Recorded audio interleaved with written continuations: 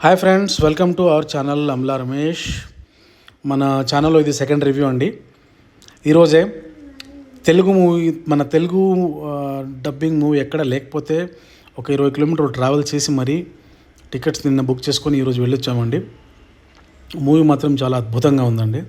ఈ మధ్యలో ఏదో బైకాట్ కన్నడ మూవీస్ అని వచ్చింది, కానీ దాని గురించి ఇప్పుడు మాట్లాడదలుచుకోలేదు. మూవీ మాత్రం చాలా బాగుందండి. ఇది ఒక కన్నడ మూవీలాగా ట్రీట్ చేయకండి, దీన్ని ఒక ఇండియన్ మూవీలాగా ట్రీట్ చేయండి. అద్భుతమైన విఎఫ్ఎక్స్, టైగర్ షాట్స్ కానివ్వండి, రిషబ్ శెట్టి యాక్టింగ్ కానివ్వండి, తీసుకున్న స్టోరీ కానివ్వండి, ఆ బ్యాక్గ్రౌండ్ కానివ్వండి, చూడండి ఆ టైగర్ ఎంత న్యాచురల్గా ఉందన్నమాట. ఎట్లా తీశారంటే మూవీని, మన యాక్టర్స్ ఎమోషన్స్ చూపించకుండా మన యానిమల్స్ కూడా ఎమోషన్స్ చూపించేటట్లు విఎఫ్ఎక్స్ చేశారనమాట వాళ్ళు. ఈ విలన్ వచ్చేసి కూడా, విలన్ కూడా కన్నడ యాక్టరే, కాకపోతే ఎక్కువ హిందీ మూవీస్ చేస్తాడనమాట.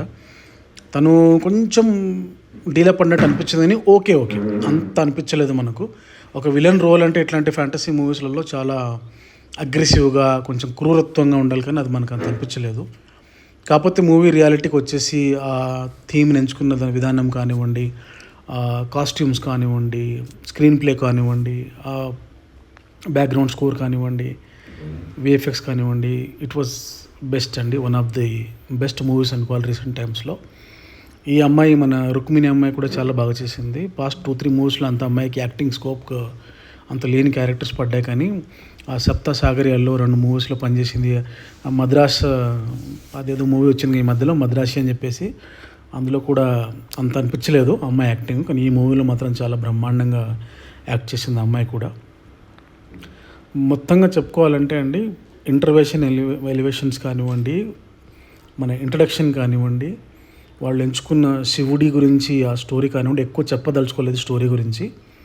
ఆ శివుడు బ్యాక్డ్రాప్ కానీ, ఆ బ్యాక్గ్రౌండ్ కానీ, ఈ షాట్ ఇది చూడండి అండి, ఎంత అద్భుతంగా వచ్చింది చూడండి. పైన చంద్రుడు, మళ్ళీ కింద నుంచి రిషబ్ శెట్టి దూకడం, యాక్టింగ్ మాత్రం చాలా అద్భుతంగా చేశాడండి, జీవించేశాడు.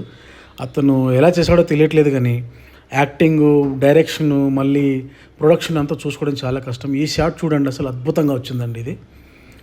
ఇది ఇంకో షాట్ అండి, యుద్ధం సీన్ అనమాట. ఇది కొన్ని సందర్భాల్లో వాళ్ళు యుద్ధాలు కూడా చేస్తారనమాట.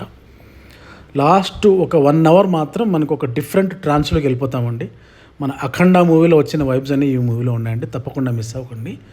దీన్ని డెఫినెట్గా సినిమాలోనే చూడండి, ఓటీటీ కోసం వెయిట్ చేయకండి. థ్యాంక్ యూ సో మచ్ అండి. Subscribe to our channel. ఈ మూవీలో ఇది సెకండ్ మూవీ అనమాట రివ్యూస్ గురించి. దీని తర్వాత మనం ఒక్కొక్కటిగా వేస్తూనే ఉంటాం. మొన్న ఓజీ చూసాము, కానీ రివ్యూ కొంచెం డిలే అయిపోయింది. మళ్ళీ ఇప్పుడు చేద్దాం అనుకున్నాం, కూడా చాలా రోజులు అయింది కాబట్టి మానేసామండి. Thank you so much. Subscribe to our channel. Thank you.